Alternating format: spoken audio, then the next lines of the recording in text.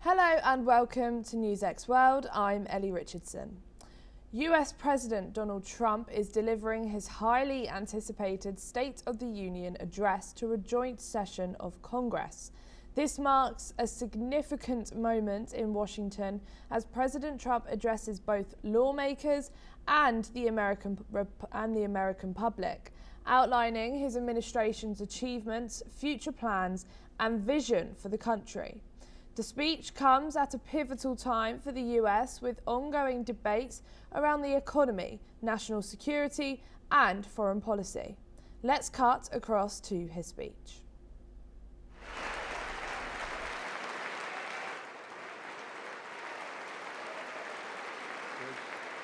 Good.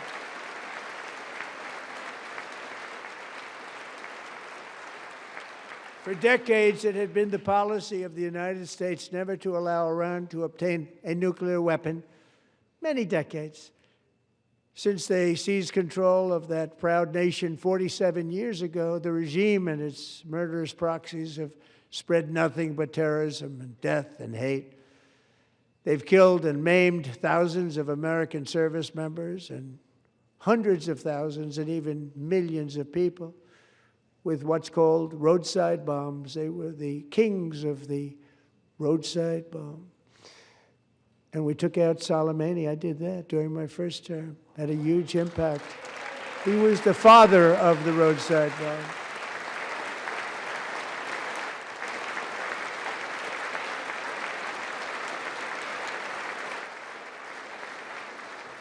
And just over the last couple of months with the protests, they've killed at least, it looks like, 32,000 protesters. 32,000 protesters in their own country.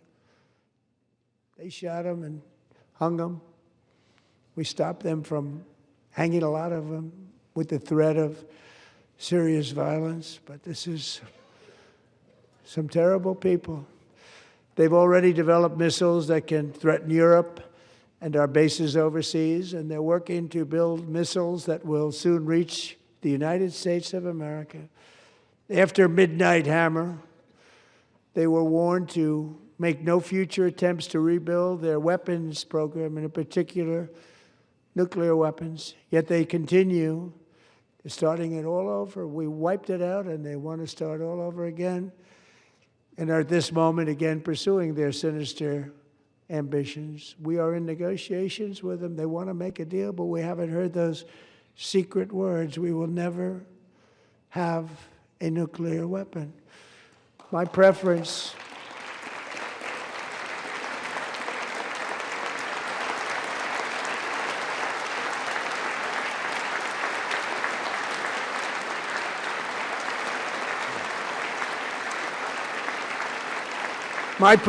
is to solve this problem through diplomacy. But one thing is certain, I will never allow the world's #1 sponsor of terror, which they are by far, to have a nuclear weapon. Can't let that happen.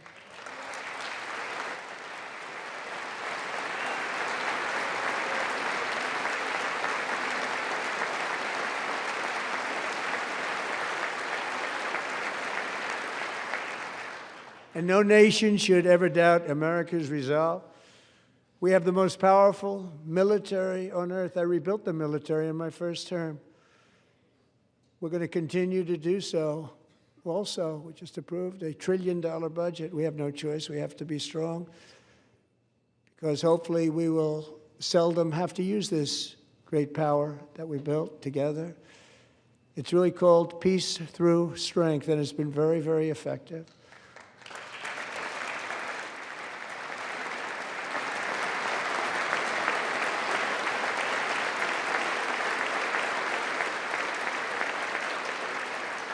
So thanks to Republicans in Congress, we're investing that record number of dollars, have no choice, in the United States Armed Forces.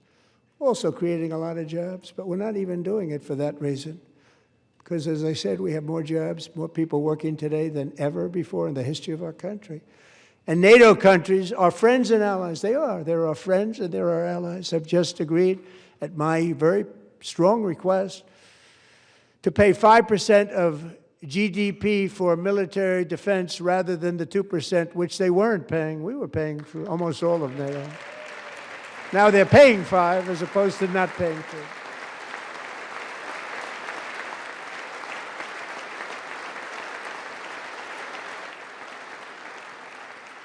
And getting that 5% was something which everyone said would never be done, could not happen. We got it really easily with one meeting. And big difference between 2% that's not paid. We were paying the freight of many of them. Very few were paid up. Now 5%, then they're paid. And everything we send over to Ukraine is sent through NATO, and they pay us in full. They pay us totally in full. Every branch of our armed forces is setting records for recruitment. This is so exciting. And every service member recently.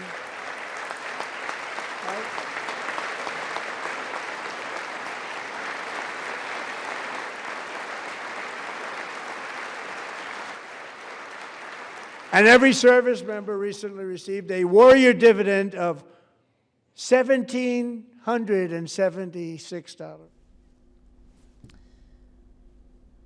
We are now being joined by Ernesto Casanda, who is an associate professor at an American university and director of the Immigration Lab, joining us from Washington, DC. Thank you so much for joining us here today on NewsX World to speak about Trump's speech. Now, he's said a lot and he's gone in about how he's solved 8 wars and he wants to solve the 9th, which is the Ukraine-Russia war, and said that the war would never happen if I was president.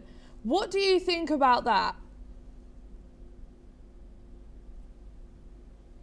Well, that is not true. There was a previous invasion of Crimea by Russia. And indeed, while the second invasion 4 years ago, Biden was president, Trump, during the campaign, promised that after 1 day back in the presidency or soon after, he would end this conflict. And he still comments about how surprised it is, how hard it's been to solve it. And he's been president for over a year. And Russia is still conducting attacks against the Ukrainians. So while it was easy during the campaign and early on to not take any responsibility for this conflict, right now it is one of the most important issues. The other issues that he claims to have solved were skirmishes or misunderstandings between India and Pakistan, and maybe he helped some of the negotiations so things wouldn't escalate. But to call that an ending to a war is an exaggeration. So unfortunately today, the U.S. is not completely at peace, and Trump could be doing more to help on this regard. And he also started mentioning Iran and said, my preference is to resolve the Iran nuclear issue because he wants to do it via diplomacy, and said how Iran is the #1 sponsor of terror and I can't let that happen. He knows the world is watching right now. What do you think Iran would think about that statement? Well, there's the pressure on Iran to disarm. This is not a new topic. This is not a new issue. There's been negotiations, supposedly. It's very interesting that Marco Rubio, as the Secretary of State, hasn't been more involved in these issues. But again, a number of contradictions. Early on, there was the argument that the Trump administration had bombed some of the enrichment facilities so that uranium wouldn't be enriched for using nuclear weapons. And now they're claiming that they're actually very close to developing nuclear weapons, and that's why they have to either have a commitment to stop that from the Iranians, or that they would even increase the attacks or invade. So again, a series of contradictions for the US public. Is really hard to know what's really going on. And the Iranians know that there's a lot of pressure. Early on, also, President Trump has said that if Iran continue killing protesters, that there will be action for part of the U.S. But what we know is that nationwide protests and peaceful protests were met with a lot of violence by the police forces and security forces of Iran, and the U.S. didn't do anything. That wasn't really a red line. So we really don't know what to expect regarding Iran today. Thank you, Ernesto, but please don't go too far as we will cut back to you very shortly. Thank you. We're now being joined by Matthew Vadum, who's an American journalist and author, joining us as well from Washington, D.C. Thank you, Matthew, for joining us here today on NewsX World. As Trump's talking, he is also talking about about Israel and Gaza, and said Hamas worked alongside with Israel and said that he's resolved the war. Do you think that's a bit of a far-fetched statement, or what do you think of that? It is puffery. He is what a salesman does, and Donald Trump is first and foremost a salesman and a self-promoter, and that's a successful billionaire developer. So he tends to exaggerate. I think that he has done a lot, definitely, to advance peace between Gaza and Israel, but it is not finished. The process is not complete. They're barely moving into the second stage of the peace process right now, and it may indeed result in a durable peace, but I don't think we're quite there yet. And some people are suspicious of this board of peace that he's created, which seems to be like a mini United Nations to handle international affairs, and it's still not entirely clear how it's going to work, and not a lot of the details aren't really ironed out. So I think it's a bit premature for President Trump to claim that he resolved the war between Gaza and Israel, but he definitely has done a lot to move the ball forward there. You have to give him credit for that. And then Trump also spoke on Operation Midnight Hammer, and then went on to also say, my preference is to resolve Iran's nuclear issue via diplomacy. Do you think that he has been trying to do that by diplomacy, or is him constantly sending out aircrafts and naval ships to the Middle East contradicting that? Well, President Trump has been trying to accomplish his goals in Iran through diplomacy, but it's diplomacy with a big stick, one might say. He has assembled a massive armada in the waters surrounding Iran, both in the Mediterranean and in the other waters to the south and to the southeast.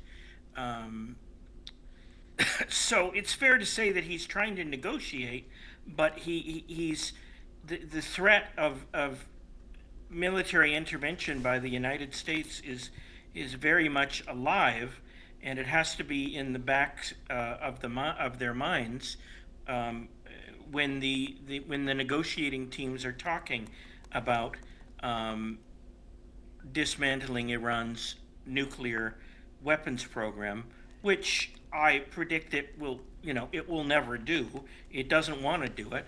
Under President Obama, they had a kind of arrangement whereby there'd be inspections and they would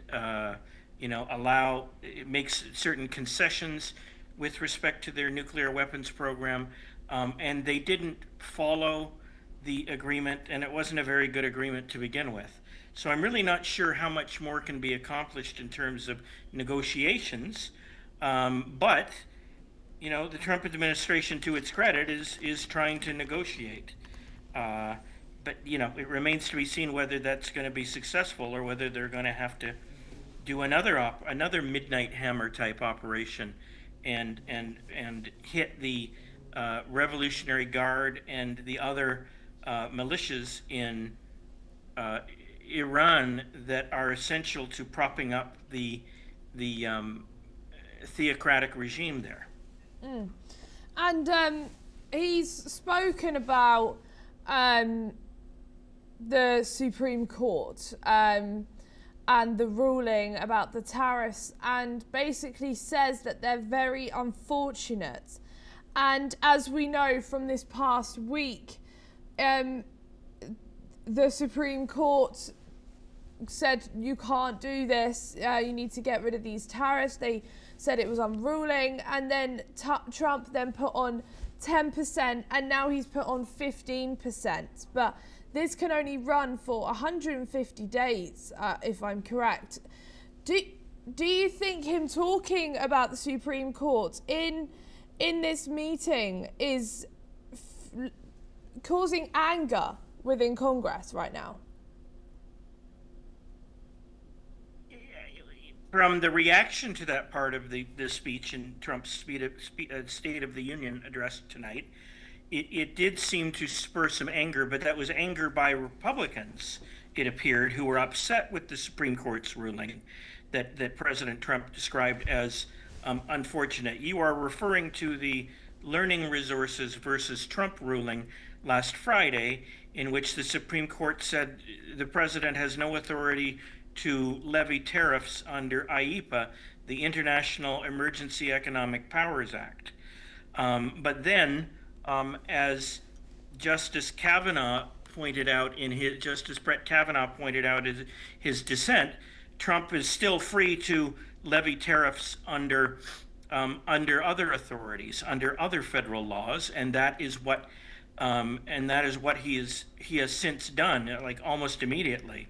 Within a few hours after the Supreme Court's decision, he had announced that he was going to impose a new round of tariffs, and that is what he's done. You're referring to initially he said it would be a 10% global tariff, and then he upped it to 15%. I don't think he's changed the number since then, so it's probably 15%. And those new tariffs, no doubt, will be challenged in court too. And I don't, as a journalist, I cover the Supreme Court and the courts, but I'm not an expert in trade law. So I can't tell you if those tariffs are going to be upheld when they are inevitably challenged in court. But I'm sure they will be challenged in court, and soon. And you may have, if they don't pass legal muster, I wouldn't be surprised if the lower courts enjoin these new tariffs as well. Thank you, Matthew. Please don't go anywhere, as we will be joining back with you very shortly. We're now just going to cut back to Ernesto. Thank you for waiting, Ernesto.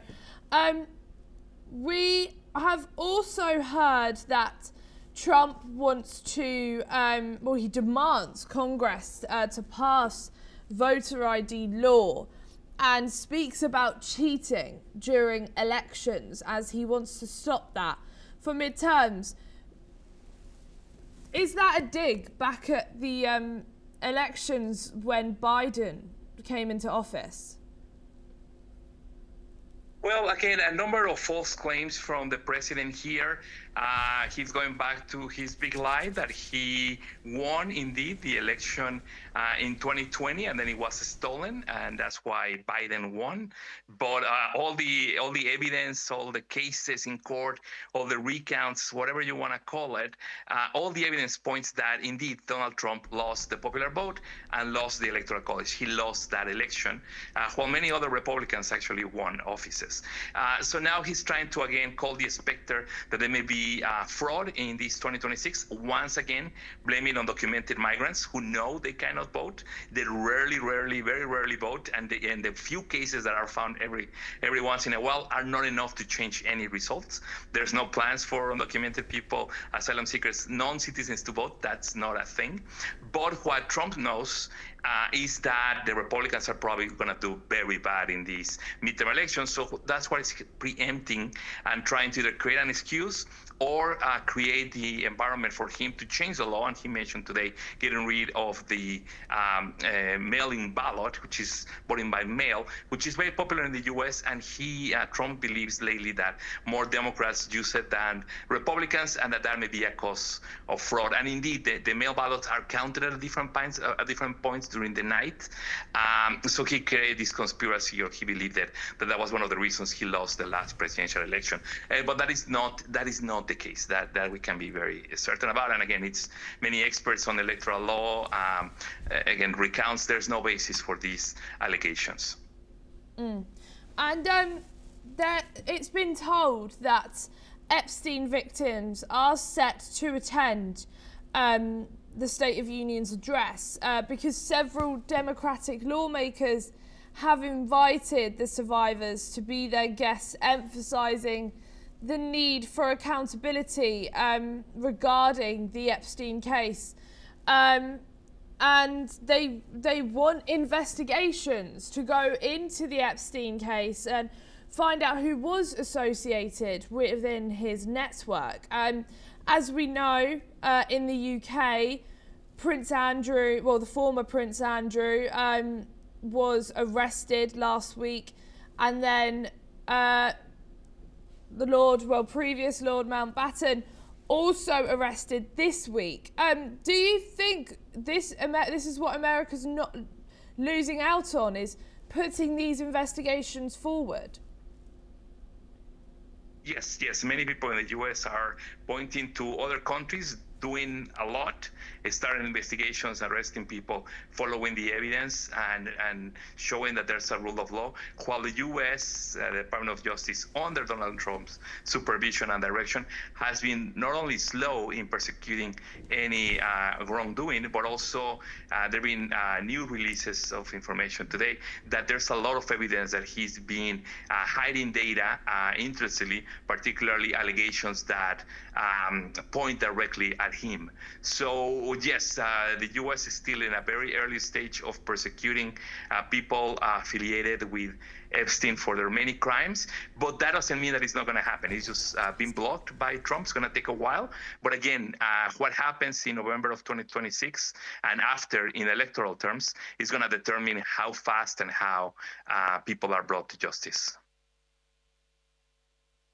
And he spoke about how he's sorted the war with Israel and Gaza and helped with the ceasefire, said how he's stopped 8 wars in his first year, and he's looking to stop the 9th, which is Russia and Ukraine. And then he went to praise Witkoff, Kushner and Rubio.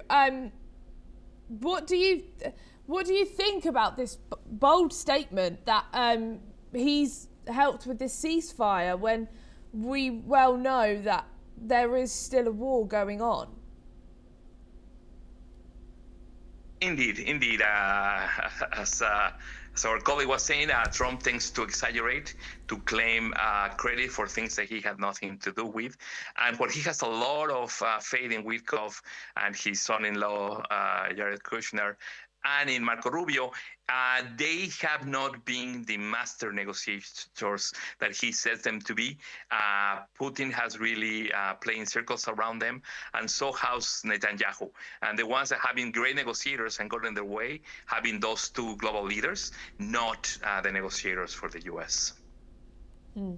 Thank you, Ernesto, but please don't go too far, as we will be joining back with you later on. We're now going to be joined by Matthew again. Matthew, thank you for joining us back here on NewsX World to speak about Trump's speech right now.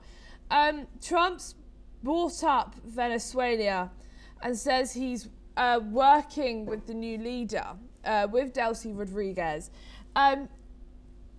What do you think he means by saying he's working with her and he's helping her?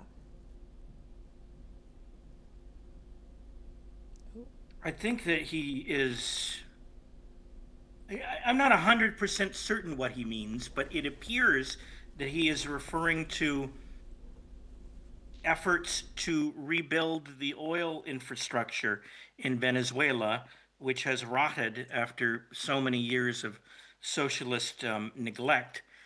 President Trump's, one of his overriding concerns with Venezuela is its ability to pump out oil that can be traded on international markets. He wants the American companies who had their assets taken away by the socialist regime in Venezuela to have those assets restored to them, and he wants the oil fields to be in better shape so they can be producing a lot of oil in the future.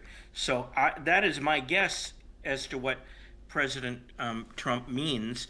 I certainly hope he does not mean that he's trying to help the government in Venezuela, which is still, filled with socialists and communists, despite the ousting of Nicolas Maduro by the United States. I hope he's not helping, providing advice to the government on how, it should govern Venezuela. So, I still hope that there's a view that the Trump administration wants to oust the regime ultimately, but it's not clear that it wants to do that right now. President Trump might just be satisfied with making Venezuela into a, for lack of a better term, a client state of the United States that would supply energy resources to the United States. So this is my take on what he means by that. Thank you, Matthew, for joining us here today on NewsX World. Thank you. And we're just going to go to the news of the hour. AI company Anthropic has accused DeepSeek, Moonshot and Minimax, 3 Chinese firms, of